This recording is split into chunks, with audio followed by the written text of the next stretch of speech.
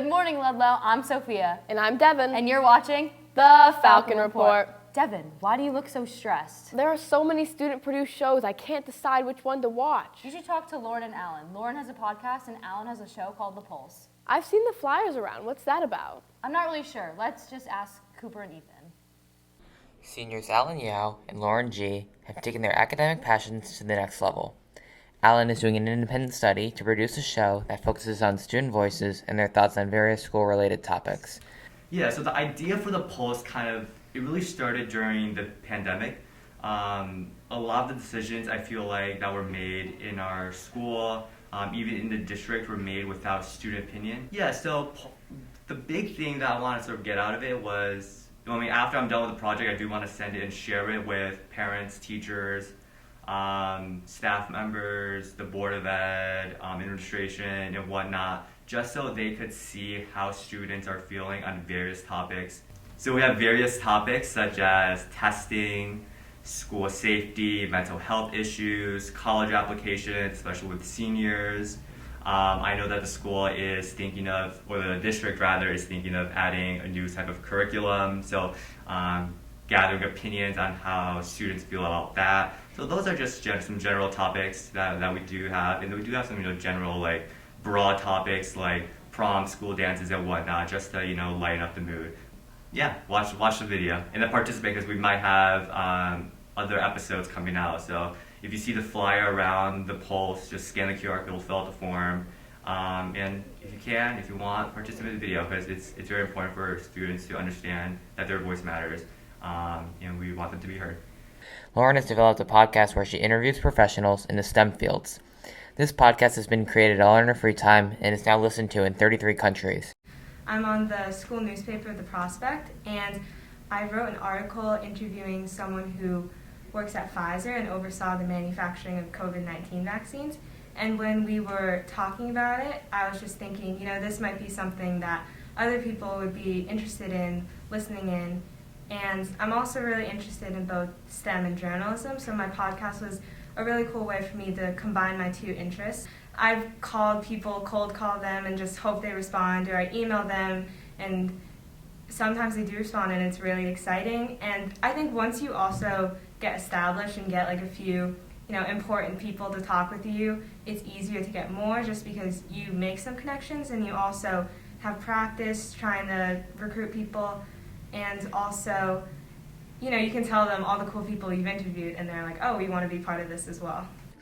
Lauren's passion for STEM led her to take courses at Columbia University. My professor, because he really emphasized the importance of, being able to communicate effectively, even as an engineer. No matter what field you're in, you need to practice explaining complex science, technology, and I think he really motivated me to improve my communication skills through this podcast.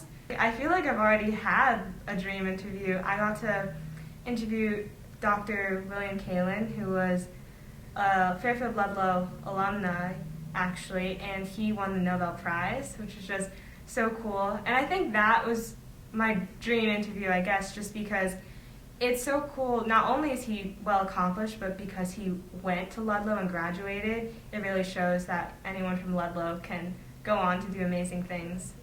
I don't know about you, but I think Lauren is pretty inspiring. Check out her podcast on Spotify. Scan the QR code to be on The Pulse. Alan's always looking for new volunteers. Sophia, why do you have a camera around your neck? Oh yeah, I forgot. Smile, it's for the yearbook. Wait, get my good side. How do they make the yearbook anyway? You're on the yearbook staff. Shouldn't you know that? I can't know everything, but Sabrina can answer our questions.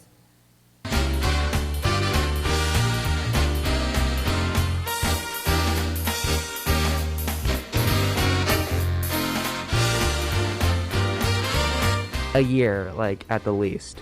The whole year, I guess. Say about a month and a half. The whole process of the yearbook is, it really takes all year.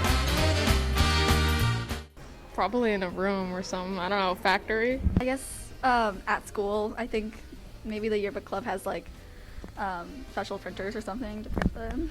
The yearbook is printed out of a plant in, I believe ours is in Nashville, Tennessee. Hopefully like 76%. 50%, cutting it even. Using, I would say, maybe a quarter to a third of the pictures that we receive. Say about right in the middle of March. March 30th. Spring, like April. Our first yearbook deadline is Thanksgiving. Our team meets and comes up with a list of ideas. We also look at other yearbooks to obtain inspiration.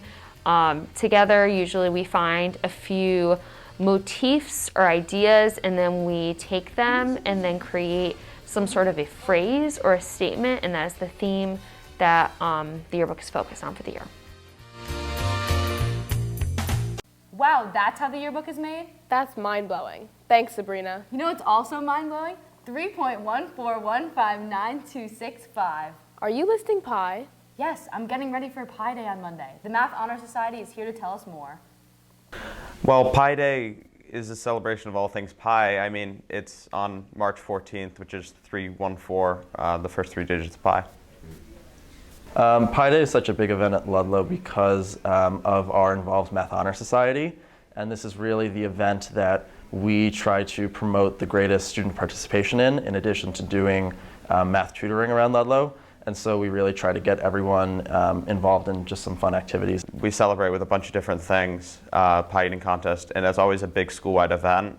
So in addition to the very exciting pie eating contest, we will also be having a math quest, a search for the golden pi, as we're calling it, and a contest to memorize the digits of pi. Pi Day's significance is really its applications to mathematics, and we celebrate it because it really holds a lot of value to real-world applications as well as Ludlow. Have a good weekend, Falcons. And don't forget, Pi Day's on Monday. I'm Sophia. And I'm Devin. And you're watching The Falcon Report.